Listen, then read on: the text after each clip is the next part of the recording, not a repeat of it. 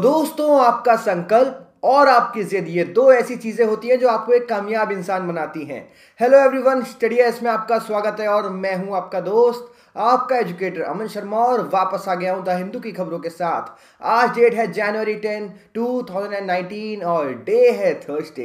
Newspaper start करने से पहले आज का क्वेश्चन ऑफ द डे आपकी कंप्यूटर स्क्रीन पर आपसे पूछ रहा है गैस हाइड्रेट्स के बारे में। अभी हम लोगों ने डिस्कशन में लिया था गैस हाइड्रेट्स के बारे में साइंस एंड टेक्नोलॉजी वाली फील्ड के अंदर। उसी से रिलेटेड ये क्वेश्चन है, which of the following statements with respect to gas hydrates are true. तीन स्टेटमेंट है। पहली स्टेटमेंट कह रही है कि gas hydrates are formed when a gas such as methane gets trapped in well defined cages of water molecules forming crystalline solid. Gas hydrates का form होते हैं जब यहाँ पे कोई गैस जैसे मीथेन ट्रैप हो जाती है वाटर मॉलिक्यूल के अंदर और यहाँ पे क्रिस्टलाइन सॉलिड की शेप ले लेती है। उस चीज़ को यहाँ पे हम लोग गैस हाइड्रेट कहते हैं। दूसरी स्टेटमेंट है, in terrestrial conditions gas hydrates are form naturally under the sea bed and glaciers under high pressure and low temperature conditions. और तीसरी स्टेटमेंट है, methane hydrate is more thermodynamically stable than carbon dioxide hydrate. आपको बताना है इनमें से कौन सी statements correct statement है। आपके ऑप्शन है A 1 and 2 only, B 2 and 3 only, C 1 and 3 only, या D all of the above. और जल्दी से अपने अपने आंसर्स कमेंट बॉक्स में ड्रॉप कर देना। स्टार्ट करते हैं आज के द हिंदू की खबरों के साथ। तो कल भी हम लोगों ने डिस्कशन में लिया था 10% कोटा बिल के बारे में, या मैं बोलूं 124th कॉन्स्टिट्यूशनल अमेंडमेंट बिल के बारे में। फाइनली कल रात यहाँ पे राज्यसभा ने भी 124th कॉन्स्टिट्यूशन अमेंडमेंट बिल को पास कर दिया और यहाँ पे अब प्रेसिडेंट असेंट होने के बाद 10% कोटा यहाँ पे मिल जाएगा इकोनॉमिकली वीकर सेक्शन को। उससे रिलेटेड आज यहाँ पे पहली हेडलाइन आई है। सबसे पहले हम लोग हेडलाइन देखेंगे, parliament on Wednesday clear the 124th constitutional amendment bill, जो कि गारंटी करता है 10% quota in education and employment to economically weaker section in the general category. तो मतलब जो जनरल कैटेगरी वाला जो यहाँ पे जो मेरिट वाला जो यहाँ पे था 50%, उसमें से 10% यहाँ पे कोटा दिया गया है to economically weaker section. Okay, इस बिल को क्लैरिफाई करते समय लॉ मिनिस्टर रविशंकर प्रसाद जी ने बोला कि ये जो रिजर्वेशन है ये अप्लाई होगा सेंट्रल गवर्नमेंट और स्टेट गवर्नमेंट दोनों की जॉब्स के अंदर, और यहाँ पे लेजिस्लेटिव पावर भी दी गई है स्टेट्स को कि वो इकोनॉमिक क्राइटेरिया कि बेनिफिशियरी कितने इकोनॉमिक क्राइटेरिया पे होंगे वो अपने हिसाब से डिसाइड कर सकते हैं।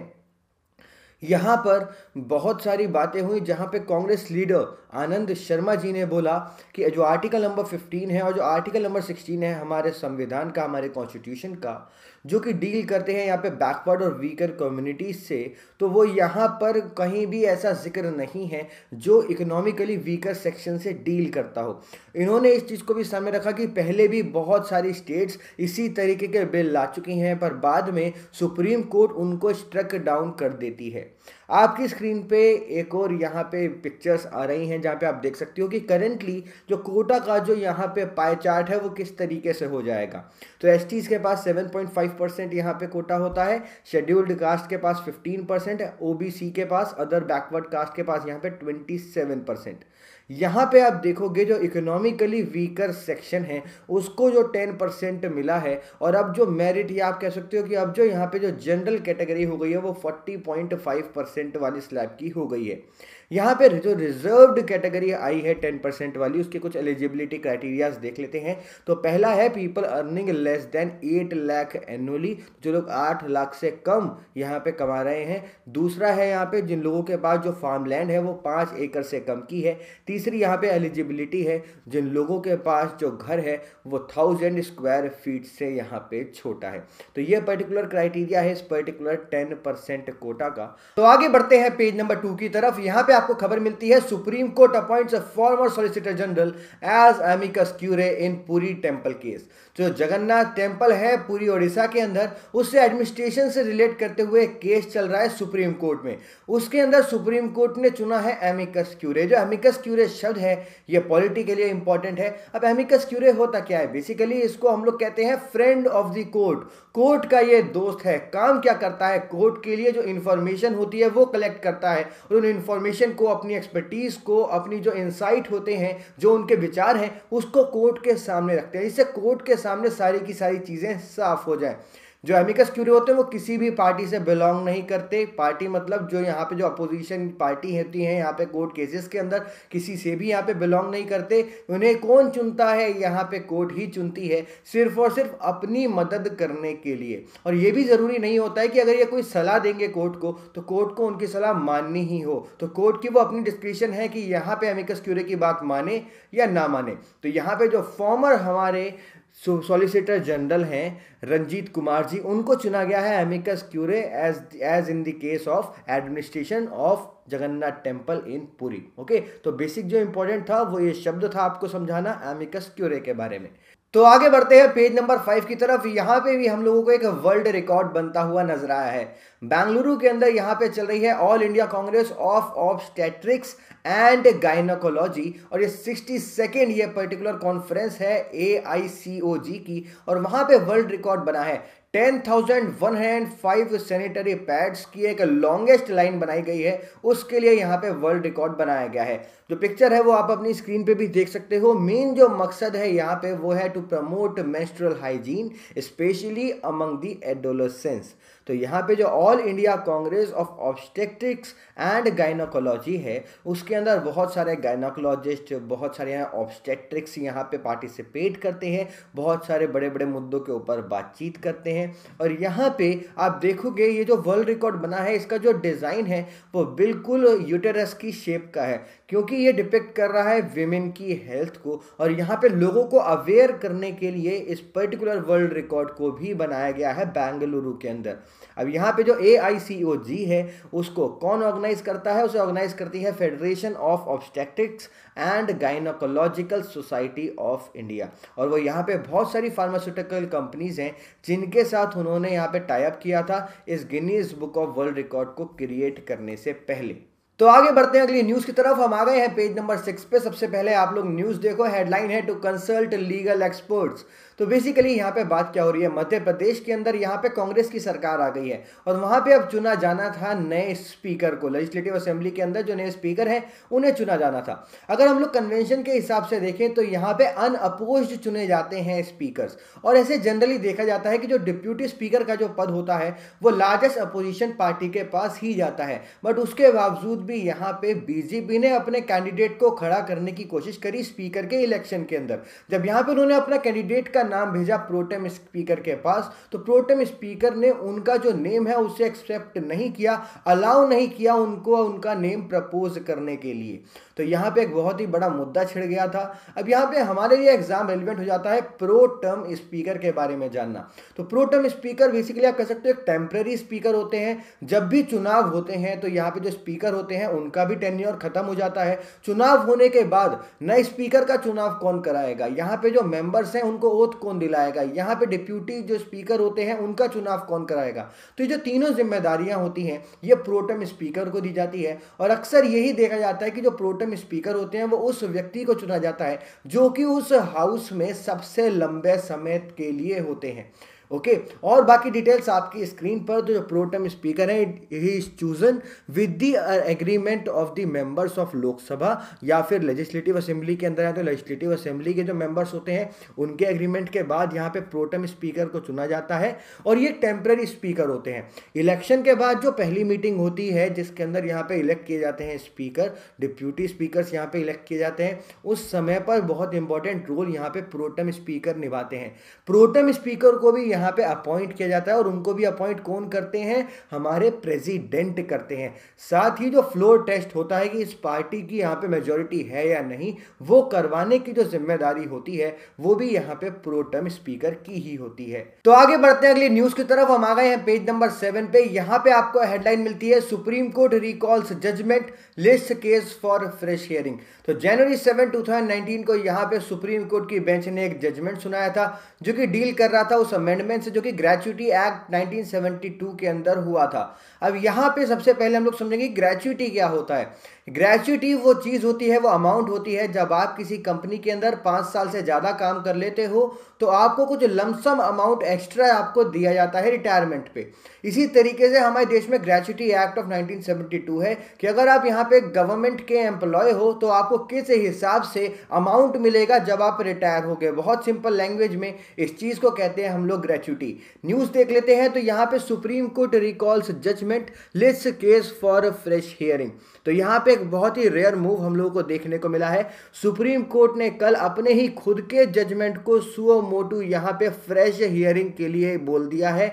यहाँ पे जो बेंच बैठी थी जस्टिस AM सापरे और R सुभाष रेड्डी जी की, उन्होंने यहाँ पे जनवरी 7 का जो वर्डिक्ट था उसको यहाँ पे फिर से हियर करने का फैसला लिया है।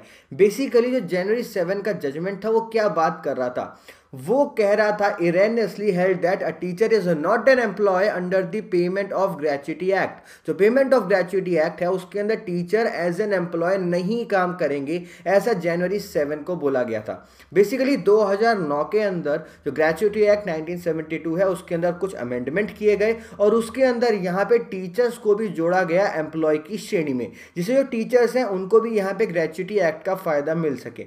और ये भी बोला गया था कि जो वो पर्टिकुलर एक्ट है वो रेट्रोस्पेक्टिव इफेक्ट से आएगा, मतलब पुरानी डेट से यहां पे लागू होना चालू हो जाएगा और 1997 से लागू होने की यहां पे बात की गई थी। उसके बाद काफी सारे हाई कोर्ट से जजमेंट भी हम लोगों को देखने को मिले जिसने यहां पे इंटरप्रेट किया 2009 वाले अमेंडमेंट को, और उन्होंने भी बोला कि यहां पे जो टीचर्स हैं उनको हम लोग एम्प्लॉय के रूप में देख लेंगे under the section 2E of the gratuity act 1972। Okay, और यहाँ पे वो जिस भी इंस्टीट्यूशन के अंदर काम कर रहे होंगे उस पर्टिकुलर इंस्टीट्यूशन से वो रिलेट करेंगे। तो जो जजमेंट था जनवरी 7, 2019 का वो अब इन मैटर इफेक्ट नहीं आएगा, क्योंकि यहाँ पे सुप्रीम कोर्ट ने बोला है कि हम उसको फ्रेशली हियर करेंगे। यहाँ पे जो जनवरी 7 वाला जजमेंट था वो दिया था यहाँ पे मनोहर सापरे और इंदु मल्होत्रा जी की एक बेंच ने। आगे बढ़ते हैं अगली न्यूज की तरफ। यहाँ पे ट्रेन 18 से रिलेटेड खबर आई है। ट्रेन 18 जो कि इंडिया की सबसे फास्टेस्ट ट्रेन है, 180 किलोमीटर पर आवर की जो यहाँ पे स्पीड है उसको भी इसने क्रॉस कर लिया था और बहुत ही ज़्यादा एडवांस ट्रेन है। सबसे पहले आप इस ट्रेन की पिक्चर देखो और इस ट्रेन में क्या क्या हमें मिलने वाला है। इस ट्रेन में आपको GPS location based PS system मिल जाएगा, आपको ऑन बोर्ड इंफोटेनमेंट मिलेंगे, मतलब आपको टैबलेट वगैरह भी देखने को मिल जाएंगी, अपनी स्क्रीन देखने को मिल जाएगी जैसे आपको एयरप्लेन्स के अंदर देखने को मिलती है। यहाँ पे वैक्यूम टॉयलेट्स का इस्तेमाल होगा, ऑटोमेटेड प्लग टाइप डोर्स का इस्तेमाल होने वाला है, यहाँ पे ट्रैक्शन मोटर सिस्टम का इस्तेमाल होगा, यहाँ पे जो इंटीरियर है वो बहुत ही सुंदर है और वाईफाई ऑन बोर्ड भी रहेगा। अब न्यूज देख लेते हैं। न्यूज यहाँ पे ये है, train 18 to have more space for food storage and catering. तो शताब्दी ट्रेन को रिप्लेस करके हम लोग ट्रेन 18 का इस्तेमाल करने वाले हैं और यहाँ पे जो ट्रेन 18 के अंदर जो फूड स्टोरेज की जो जगह है वो शताब्दी ट्रेन की 1/3 थी। तो उसको ध्यान में रखते हुए जो हमारी IRCTC है उसने सरकार को लिखा और सरकार ने इस चीज को माना और थोड़ा सा डिले हो जाएगा ट्रेन 18 आने में, क्योंकि यहाँ पे जो किचन वाला जो एरिया होता है, जो फूड स्टोरेज वाला जो एरिया होता है, कैटरिंग वाला एरिया जो होता है उसको थोड़ा और बढ़ाने की यहाँ पे बात हो रही है। तो कुछ चेंजेस, कुछ मॉडिफिकेशन और आएंगे यहाँ पे ट्रेन 18 के अंदर। ट्रेन 18 का पहला ट्रायल इसी महीने होने वाला है, जनवरी 2019 के अंदर होने वाला है और दिल्ली से वाराणसी के बीच में अपनी पहली रन कंप्लीट करेगी ट्रेन 18। ट्रेन 18 करेंटली हमारे देश की फास्टेस्ट ट्रेन है जिसने 180 किलोमीटर पर आवर का मार्क यहाँ पे ब्रीच किया है। इसको टेस्ट रन भी यहाँ पे करा दिया गया था कोटा सवाई माधोपुर स्टेशन के यहाँ पे बीच में।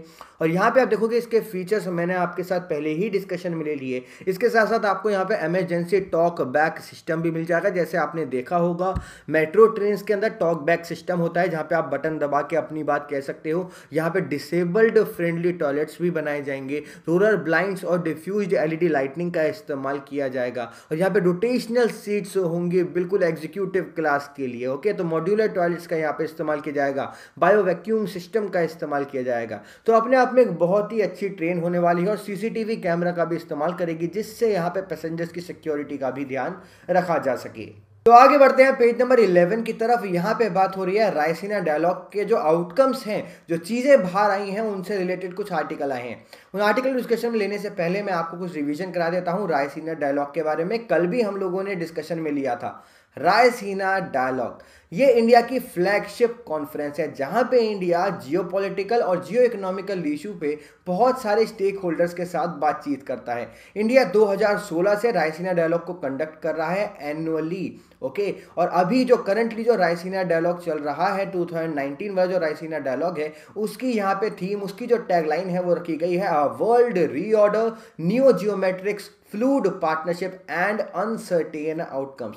तो जैसे सिंगापुर का यहाँ पे शंग्रीला डायलॉग होता है, उसी तरीके से इंडिया का रायसीना डायलॉग होता है, जहाँ पे हम लोग फॉरेन डिग्नेटरीज को इन्वाइट करते हैं, बाहर के जितने भी स्टेट के गवर्नमेंट के जितने लोग होते हैं उन्हें यहाँ पे इन्वाइट करते हैं, अलग अलग यहाँ पे इंडस्ट्रीज के लोगों को इन्वाइट करते हैं, प्राइवेट सेक्टर के लोगों को इन्वाइट करते हैं। तो हर एरिया से यहाँ पे लोगों को इन्वाइट किया जाता है और जियो पॉलिटिकल और जियो इकोनॉमिकल इश्यूज के ऊपर यहाँ पे बातचीत की जाती है। अब जो नाम है इसका रायसीना, वो क्यों पड़ा है?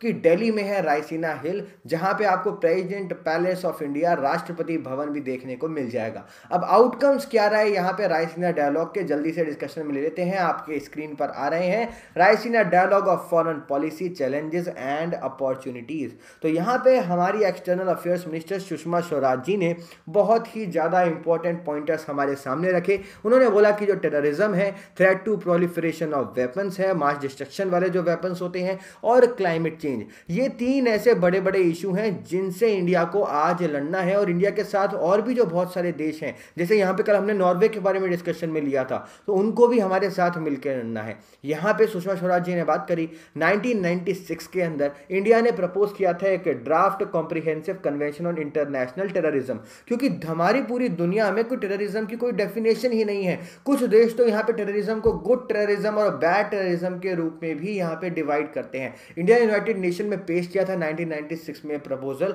पर अभी तक भी ये जो प्रपोजल है ये अभी ड्राफ्ट ही बन के रह गया है, और बहुत सारे जो देश हैं वो कोई भी कॉमन कॉन्सेंसस पे नहीं पहुंच पा रहे हैं इस ड्राफ्ट बिल के ऊपर। अभी जब इंडिया यूनाइटेड नेशन में पार्टिसिपेट कर रहा था, इंडिया ने उस समय भी इसी पर्टिकुलर ड्राफ्ट बिल के ऊपर फिर से बोला था कि इस बिल को जल्द से जल्द पास हो जाना चाहिए। इसके साथ यहाँ पे सुषमा स्वराज जी ने बोला कि जो डेवलपिंग और जो अंडर डेवलप्ड नेशंस हैं वो सबसे ज़्यादा विक्टिमाइज्ड हैं क्लाइमेट चेंज की वजह से, और हम लोगों को उनकी बहुत ज़्यादा मदद करनी चाहिए। साथ ही बात की गई यहाँ पे एक्ट ईस्ट और थिंक वेस्ट पैराडिग्म के बारे में, और जिस वजह से हम लोग जो इकोनॉमिक नेबरहुड और स्ट्रैटेजिक नेबरहुड है उस पर एक्सपैंड करने की, वहाँ तक पहुँचने की सोच रहे हैं। याद रखना, एक्ट ईस्ट हमें जो ईस्ट वाले जो नेशंस हैं उनको कवर करना है, और थिंक वेस्ट वेस्ट वाले नेशंस के इस बारे में भी सोचना है। तो एक बैलेंसिंग सिचुएशन यहाँ पे इंडिया को बना के रखनी है अपनी यहाँ पे जियोपॉलिटिकल इश्यूज में, अपनी फॉरेन पॉलिसी के अंदर। साथ ही इंडिया को इसलिए स्टैंड होना है डेमोक्रेटिक और रूल बेस्ड इंटरनेशनल ऑर्डर के अंदर। तो कल भी यहाँ पे नॉर्वे के पीएम और हमारे प्रधानमंत्री नरेंद्र मोदी जी ने यही बात कही थी कि जो इंटरनेशनल ऑर्डर है, खासकर आप देखोगे यूएस किस तरीके से बड़ी बड़ी ऑर्गेनाइजेशन से यहाँ पे क्विट कर रहा है, और जिनसे क्विट वो नहीं कर रहा है उसके ऊपर यूएस ने ही कब्जा जमा रखा है। और यहाँ पे जो जिस तरीके से जो चाइना है, जो साउथ चाइना सी के अंदर यहाँ पे मैरीटाइम जितने भी यहाँ पे रूल्स उन्हें ब्रेक करती रहती है, तो इंटरनेशनल ऑर्डर के ऊपर भी यहाँ पे खतरा मंडरा रहा है कि यहाँ पे जो रूल बेस्ड ऑर्गेनाइजेशंस हैं उनको क्यों नहीं रूल बेस्ड चलाया जा रहा है। तो यहाँ पे एक और एस्पेक्ट आप इस चीज़ का ये देख सकते हो कि इंडिया बिल्ड कर रहा है sustainable development partnership Indian ocean और पैसिफिक आइलैंड के अंदर, और कैरेबियन तक हम लोग जा रहे हैं, from Africa to the Americas हम लोग जा रहे हैं, मतलब पूरी दुनिया को हम लोग कवर कर रहे हैं, जियोग्राफिकल रीच के लिए भी और यहाँ पे सेक्टोरल कवरेज करते हुए भी। आगे एक और न्यूज़ यहाँ पे हम लोगों को देखने को मिली रायसीना डायलॉग के अंदर, जहाँ पे ईरान के फॉरेन मिनिस्टर जावेद जरीफ ने ये यहाँ पे प्रपोजल रखा है कि जिस तरीके से कॉन्फ्लिक्ट और मिसट्रस्ट चल रहा है गल्फ रीजन के अंदर, ये चाहते हैं कि एक नया प्लेटफॉर्म आए जिसका मेन मकसद रीजन में पीस बिल्डिंग का हो, शांति बरकरार रखने का हो सेंट्रल एशिया के अंदर। और यहाँ पे बोला गया है कि हम एक ऐसी फोरम लेकर आएंगे जिसका नाम यहाँ पे होगा Persian Gulf regional dialogue forum, जो कि गल्फ कोऑपरेशन काउंसिल को कहीं ना कहीं रिप्लेस कर देगी। और यहाँ पे जो देश होंगे उनकी जो मेंबरशिप होगी वो रूल बेस्ड होगी, रियल इश्यूज पे होगी, और पूरी की पूरी दुनिया से यहाँ पे पार्टनरशिप होगी इस पर्टिकुलर फोरम के अंदर। साथ ही आप देख सकते हो इस जो पर्टिकुलर फोरम की जो अनाउंसमेंट हुई है वो इसलिए हुई है क्योंकि जो गल्फ कोऑपरेशन काउंसिल है वो धीरे धीरे इरोड होती जा रही है, हमें गिरती हुई हम लोगों को नजर आ रही है। यहाँ पे जिस तरीके से ईरानियन और सऊदी स्टेट्स के बीच में एक डिवीजन हो चुका है, तो गुट बन गए हैं, उनको भी यहाँ पे खत्म करने की बात हो रही है, और पीस और प्रोस्पेरिटी को फिर से मेंटेन किया जाए सेंट्रल एशिया वाले रीजन के अंदर, उसके बारे में यहाँ पे ईरान के फॉरेन मिनिस्टर ने बात करी। यहाँ पे मेन मकसद था कि जो प्रिंसिपल्स हैं, जो ऑब्जेक्टिव्स हैं वो रिकॉग्नाइज किए जाएं, जो सॉवरेनिटी है, टेरिटोरियल इंटीग्रिटी है, पॉलिटिकल इंडिपेंडेंस है किसी भी देश की, उन्हें रिकॉग्नाइज किया जाए, और ऐसी एक फोरम फॉरम सामने लाई जाए जो सबको यहाँ पे प्रेफरेंस दे। यहाँ पे लोगों के साथ कनेक्शन देने की बात हुई कि हम लोगों के साथ यहाँ पे कनेक्ट करेंगे, मेंबर कंट्रीज के साथ जोड़ेंगे, उनकी जो ट्रेडिशनल बाउंड्रीज हैं उनसे पार जाकर उनसे यहाँ पे रिलेशन बनाएंगे, और जिससे जो टेररिज्म वाला जो थ्रेट है, एक्सट्रीमिज्म वाला जो थ्रेट है इस पूरे रीजन के अंदर, या जो भी जो मेंबर होंगे उनके अंदर, उनको भी यहाँ पे ख़त्म करने की कोशिश की जाएगी। मतलब टेररिज्म के मुद्दे को भी यहाँ पे डील किया जाएगा इस फोरम के अंदर। Persian Gulf regional dialogue forum, इसका प्रपोजल दिया है ईरान ने। इस चीज़ को याद रखना कि ईरान प्रपोज कर रहा है इस पर्टिकुलर फोरम की मेंबरशिप को। तो आगे बढ़ते हैं अगली न्यूज़ की तरफ। तो यूएस एडमायरल डेविडसन भी पार्टिसिपेट कर रहे थे रायसीना डायलॉग के अंदर। वहां पर उन्होंने बोला कि free Indo Pacific and not against China. जो इंडो पैसिफिक वाला रीजन वो लोग फ्री करना चाहते हैं, वो चाइना के खिलाफ नहीं है। साथ ही यहाँ पे क्वाड देशों के बारे में बात की गई। क्वाड नेशंस में कौन कौन से देश आते हैं, उसके अंदर आते हैं इंडिया, जापान, ऑस्ट्रेलिया और यूनाइटेड स्टेट्स। साथ ही यहाँ पे इंडिया के जो information fusion centre for Indian Ocean region है, IFCIOR है, जिसको अभी रिसेंटली इंडियन नेवी ने यहाँ पे इनॉग्रेट किया था, उसके बारे में भी जिक्र आया। ये जो पर्टिकुलर सेंटर है, जो हमारा इंफॉर्मेशन फ्यूजन सेंटर है, उसे हम लोगों ने इनॉग्रेट किया है गुरुग्राम हरियाणा के अंदर। इस चीज़ को भी याद रखना। न्यूज़ आपकी स्क्रीन पर, तो सबसे पहले राइट हैंड साइड में आप देख सकते हो Quad countries to focus on maritime security, और सारे देश के लीडर्स की तस्वीरें भी लगी हुई हैं। थोड़े से नाराज नजर आ रहे हैं यहाँ पे डोनाल्ड ट्रंप। ओके, तो यहाँ पे क्वाड कंट्रीज कौन कौन सी हैं, वो है यूएस, जापान, इंडिया और ऑस्ट्रेलिया। और यहाँ पे बोला गया यूएस एडमायरल डेविडसन द्वारा कि हमारा मेन मकसद है कि कॉमन मैरीटाइम अवेयरनेस हो सके, और यहाँ पे जो इंटर ऑपरेबिलिटी है उसके ऊपर ध्यान दिया जाए। जो क्वाड कंट्रीज काम कर रही हैं इंडियन ओशन रीजन के अंदर, वो चाइना के खिलाफ नहीं है या चाइना नेवी के खिलाफ नहीं है। इस पर्टिकुलर चीज को मिलिट्री एंगल के रूप में ना देखा जाए, ऐसा कहना है यहाँ पे यूएस एडमायरल डेविडसन का। यहाँ पे बात की गई जिस तरीके से इंडियन नेवी ने जो इंफॉर्मेशन फ्यूजन सेंटर को इनॉग्रेट किया है अपने फ्रेंडली नेशंस के लिए, उसके अंदर यहाँ पे इंडिया ने बोला था कि आप अपने लायसन ऑफिसर्स को भी यहाँ पे प्लेस कर सकते हो। तो जितने भी यहाँ पे क्वाड कंट्रीज हैं एज वेल एज फ्रांस, उन्होंने भी इस चीज को बोला है कि हम हमारे लायसन ऑफिसर आपके यहाँ पे गुरुग्राम के जो हमारा इंफॉर्मेशन फ्यूजन सेंटर है उसके अंदर भेजेंगे। ओके, साथ ही यूएस ने बोला है कि हम लोग कंडक्ट करेंगे यहाँ पे freedom of navigation operations South China Sea के अंदर, जिनके अंदर नए नए ऑपरेशंस होंगे, एक्सरसाइजेस होंगी, और उसके अंदर फ्रीडम ऑफ नेविगेशन के ऊपर भी ध्यान दिया जाएगा, और इंडिया को वहाँ पे आमंत्रित किया गया है। यहाँ पे एडमायरल डेविडसन का कहना है कि मेन जो रिस्पॉन्सिबिलिटी है हम सारे के सारे देशों की, वो ये है कि जो आसियान नेशंस हैं उनको हम लोग हेल्प कर सकें in their discussions for code of conduct with China in this South China Sea वाले रीजन के लिए। तो आगे बढ़ते हैं अगली न्यूज की तरफ। हम आ गए हैं इकोनॉमी वाले सेक्शन में। यहाँ पे वर्ल्ड बैंक ने रिलीज करी है अपनी जनवरी 2019 ग्लोबल इकोनॉमिक पर्सपेक्टिव रिपोर्ट, जिसके अंदर बताया गया है कि इंडिया का जो जीडीपी है वो ग्रो करेगा एट 7.3% इन 2018-19, और India fastest growing major economy रहने वाली है पूरी की पूरी दुनिया की। तो यहाँ पे इंडिया का जो जीडीपी है वो एक्सपेक्ट किया जा रहा है कि वो ग्रो करेगा 7.3% in this particular fiscal year, और 7.5% ग्रो करेगा आगे आने वाले 2 सालों में। और ये जो रीजन बताया जा रहा है इतनी अच्छी ग्रोथ का, वो है कि जो कंजम्पशन है हमारे देश में वो बढ़ रही है, इन्वेस्टमेंट हमारे देश में बढ़ रही है। तो इसी वजह से India fastest growing major economy रहेगा पूरी की पूरी दुनिया में।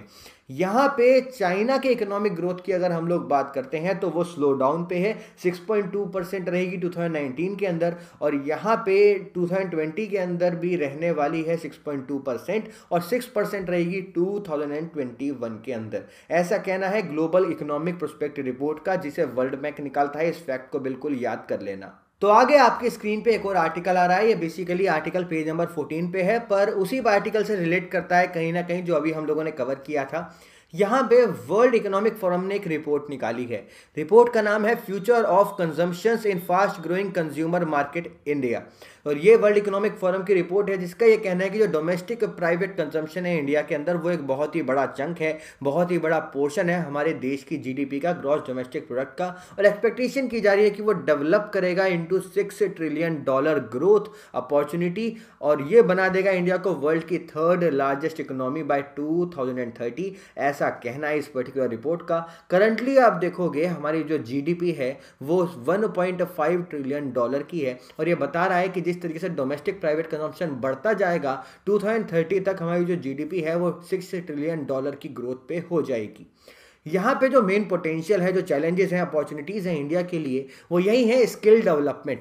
कल जब मैं आपके साथ अपॉर्चुनिटीज़ वाला सेक्शन डिस्कशन में ले रहा था, जहाँ मैंने आपको आर्टिफिशियल इंटेलिजेंस से लिंक करके एक आर्टिकल पढ़ाया था स्किल डेवलपमेंट से रिलेट करते हुए, वहाँ भी हम लोगों ने इसी चीज़ के बारे में जिक्र करी थी। तो सेकेंड पॉइंट यही है कि skill development, employment, future workforce को हम लोग कैसे डील करेंगे, सोशियो इकोनॉमिक इंक्लूजन कैसे करेंगे हम लोग रूरल इंडिया का, हेल्दी और सस्टेनेबल फ्यूचर कैसे दे पाएंगे अपने सिटीजन्स को। तो ये मेन चीज़ें हैं जिनके ऊपर हमें ध्यान देना है, और इन सब चीज़ों पे ध्यान देना है तो प्राइवेट और पब्लिक सेक्टर को साथ में मिलकर यहाँ पे काम करना पड़ेगा। यहाँ पे बात हो रही है कि annual GDP growth rate India की 7.5% है, और currently India is the 6th largest economy. 2030 तक हम लोग 3rd लार्जेस्ट इकोनॉमी बन जाएंगे, और इंडिया की जो कंज्यूमर मार्केट है और वो यहाँ पे 3rd लार्जेस्ट बन जाएगी पूरी की पूरी दुनिया में, बिहाइंड यूएस एंड चाइना। तो वर्ल्ड इकोनॉमिक फोरम के हिसाब से जो फ्यूचर कंजम्पशन है इंडिया के अंदर वो बढ़ेगा, क्योंकि इनकम बढ़ रही है, ग्रोथ बढ़ रही है, बेनिफिट शेयरिंग बढ़ रही है। यहाँ पे आगे बढ़ते हैं। ये जो स्टडी है आइडेंटिफाई कर रही है 3 क्रिटिकल सोसाइटल चैलेंजेस जो कि हमें लोगों को एड्रेस करने हैं। पहला है हमारी जो वर्किंग एज पॉपुलेशन है वो दिन पे दिन बढ़ती जा रही है। आगे आने वाले 10 सालों में यहाँ पे 10 to 12 मिलियन वर्किंग एज लोग होंगे इंडिया के अंदर, और एम्प्लॉयमेंट की सिचुएशन आज भी खराब है। तो उस समय हम लोग उन्हें कैसे स्केल कर पाएंगे, कैसे एम्प्लॉयमेंट दे पाएंगे। कल मैंने आपके साथ एक अपॉर्चुनिटीज़ वाला आर्टिकल डिस्कशन में लिया था, जहाँ हम लोगों ने आर्टिफिशियल इंटेलिजेंस से रिलेटेड बात करी थी। वहाँ भी हम लोग इसी चीज़ के बारे में जिक्र कर रहे थे। दूसरी चीज़ ये है, India will have to manage the socio economic inclusion of rural India. Rural India के अंदर हमारा मेजर चंक रहते हैं, तो उनको हम लोग कैसे यहाँ पे इंक्लूड करेंगे सोशियो इकोनॉमिक वाले सेक्टर के अंदर। और तीसरी चीज़ है, जो बिजनेसेस हैं, पॉलिसी मेकर्स हैं, उनको इस तरीके का इनिशिएटिव लेना पड़ेगा कि हेल्थ और लिवेबिलिटी जो है हमारे देश के लोगों की वो बेहतर हो सके, सबको अफोर्डेबल हेल्थ केयर मिल सके, जैसे हमारे देश में आयुष्मान भारत आई है। इसके साथ साथ हम लोग सस्टेनेबल डेवलपमेंट को प्रमोट कर सके, और यहाँ पे एक नया सॉल्यूशन खोज सकें जिस तरीके से अर्बन सेक्टर के अंदर यहाँ पे कंजेशन हम लोगों को बढ़ता हुआ नजर आ रहा है। तो आगे बढ़ते हैं। देखो पेज नंबर 13 पे आपको एक और न्यूज़ मिलती है, टोकनाइजेशन में एड सेफ डिजिटल ट्रांजैक्शन। कल मैंने आपको बताया था कि आरबीआई ने अप्रूव कर दिया है कि टोकनाइजेशन सर्विस को यहाँ पे जो पेमेंट रेगुलेटर्स हैं वो स्टार्ट कर सकते हैं, और यहाँ पे कंज्यूमर से कोई भी एक्स्ट्रा पैसे नहीं लिए जाएंगे टोकनाइजेशन सर्विस के लिए। अब क्या होते हैं ये टोकनाइजेशन सर्विस और इनसे कैसे वर्क करेंगे। एक एग्जाम्पल मानो कि आप लोगों को 500 रुपये खर्च करने हैं, कोई आपको शॉपिंग करनी है, और वहाँ पर आप अपना कार्ड स्वैप करते हो। अब उस कार्ड स्वैपिंग में क्या होता है, आपका जो कार्ड का नंबर होता है, या आपका जो यहाँ पे सीवीवी नंबर होता है, डेट ऑफ एक्सपायरी वगैरह होती है, वो सारी की सारी आपके कार्ड के अंदर होती है। या आप अपने मोबाइल से कभी पेमेंट करते हो अमेजोन पे, फ्लिपकार्ट पे, तो उसमें भी आपको बाकी सारी चीज़ें डालनी पड़ती हैं। तो उससे क्या होता है, डेटा ब्रीच का जो खतरा है वो हम लोगों को बढ़ता हुआ नजर आता है। अब उस चीज़ को कम करने के लिए बहुत सारे देश यहाँ पे टोकनाइजेशन सर्विस का इस्तेमाल करते हैं, और ज़्यादातर देशों में यहाँ पे जो मास्टर कार्ड है वो कंपनी प्रोवाइड कर रही है टोकनाइजेशन सर्विस। इसके अंदर क्या होता है, मान लो आपको 500 रुपए खर्च करने हैं, तो वो 500 रुपए आपको जिस जगह पे खर्च करने हैं और आपको किस समय पे खर्च करने हैं, तो उन पर्टिकुलर चीज़ों से रिलेट करते हुए एक कोड जनरेट कर दिया जाएगा। जैसे हमारा मोबाइल नंबर होता है, उसी तरीके से एक यहाँ पे 4 डिजिट 5 डिजिट 6 डिजिट जो भी जैसे डिसाइड होगा उस हिसाब से कोड जनरेट कर दिया जाएगा, और आपको सिर्फ वो कोड बताना है और आपकी पेमेंट हो जाएगी। इस सर्विस को यहाँ पे कहते हैं टोकनाइजेशन सर्विस। और इससे क्या होगा, आपका जो डेटा है वो भी नहीं गया, और आप लोगों ने पेमेंट भी कर दी, और सिक्योरिटी पर्सपेक्ट से ये बहुत ही अच्छा सिस्टम है। तो यहाँ पे जो एक हेडलाइन है वो यही है, टोकनाइजेशन में एड सेफ डिजिटल ट्रांजैक्शन। तो सेफ डिजिटल ट्रांजैक्शन के लिए, फ्रॉड्स को कम करने के लिए टोकनाइजेशन सर्विस बहुत ही ज़्यादा ज़रूरी होने वाली है, क्योंकि यहाँ पे जो सेंसिटिव कार्ड डिटेल्स होती हैं, जैसे सीवीवी नंबर होता है, कार्ड नंबर होता है, वो कहीं पे भी नहीं जाती, और ये कहाँ पे कॉन्टैक्टलेस मोड होता है पॉइंट ऑफ सेल टर्मिनल के अंदर, और जो क्यूआर पेमेंट होता है उसको भी यहाँ पे कहीं ना कहीं रिप्लेस कर देंगी। Token is used to perform card transactions. तो इन सब जगहों पे यहाँ पे हम लोग जो कर पाएंगे इस्तेमाल टोकनाइजेशन का।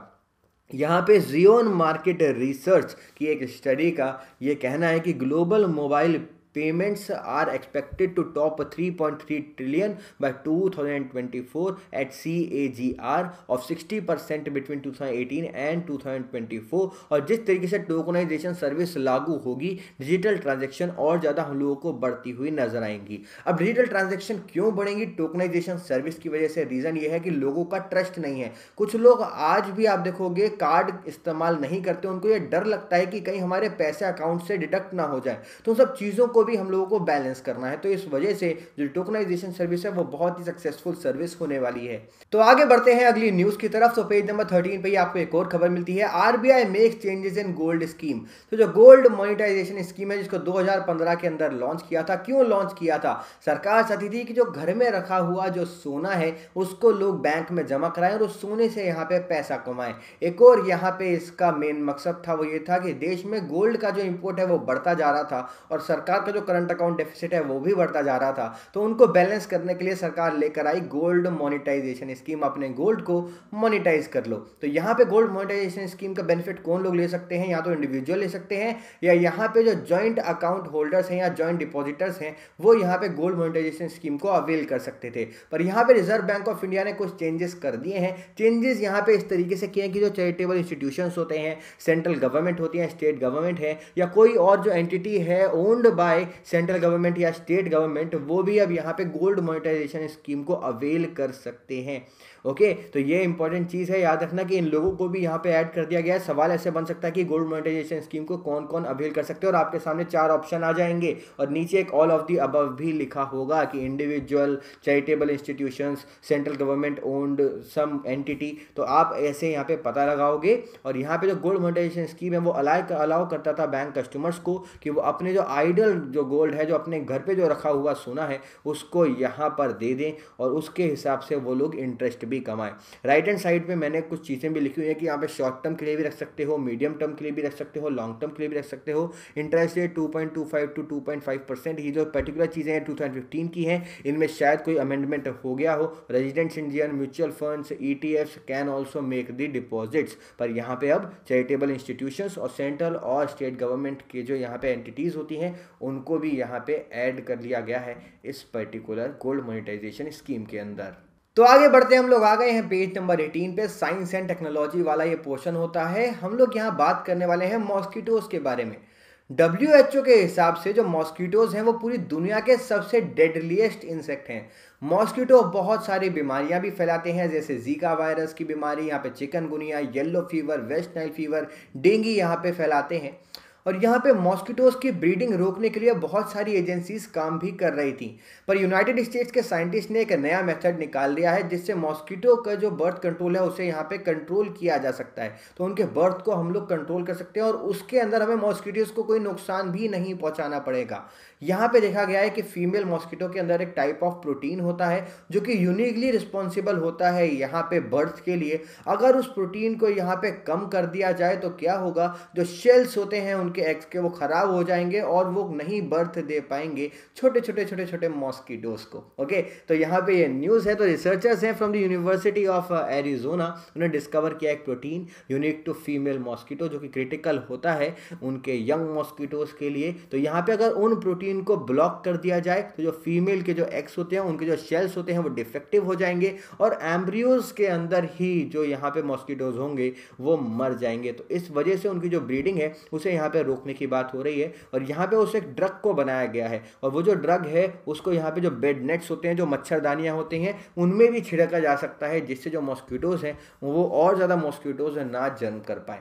आगे आपकी स्क्रीन पे एक स्नेक की भी तस्वीर आ रही है। Why some snakes are deadlier than others. तो कुछ स्नेक्स यहाँ पे ज़्यादा वेनमस होते हैं, ज़्यादा उनके अंदर जहर होता है और कुछ स्नेक्स के अंदर कम जहर होता है। तो उसका कारण क्या होता है, साइंटिस्ट ने उस चीज़ को खोज निकाला है और साइंटिस्ट ने बोला है जैसे कोबराज होते हैं, बॉम्ब स्लैंग्स होते हैं, रेटल स्नेक्स होते हैं, उनमें ज़्यादा वेनम होता है, ज़्यादा यहाँ पे जहर होता है और रिक्वायरमेंट से ज़्यादा होता है।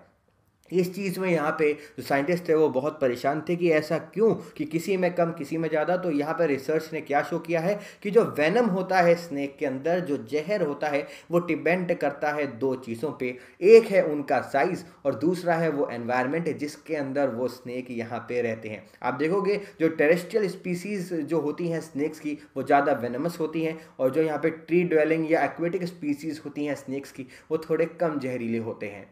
तो बस आज की न्यूज़पेपर में इतनी खबरें थी। कैसा लगा आपको मुझे बताना बिल्कुल मत भूलना। जाते जाते don't forget to hit the like button और कोई भी मन में कमेंट, सवाल, जवाब, क्वेरी हो तो कमेंट बॉक्स में जाओ। फेसबुक, टेलीग्राम, इंस्टाग्राम या किसी भी सोशल मीडिया प्लेटफॉर्म पे हूँ, वहाँ पर जाके मुझे फॉलो करके मेरे से सवाल पूछ सकते हो। आज के न्यूज़पेपर को एंड करते हैं। So love and peace from my side. Thank you for having me here guys and have a good day ahead.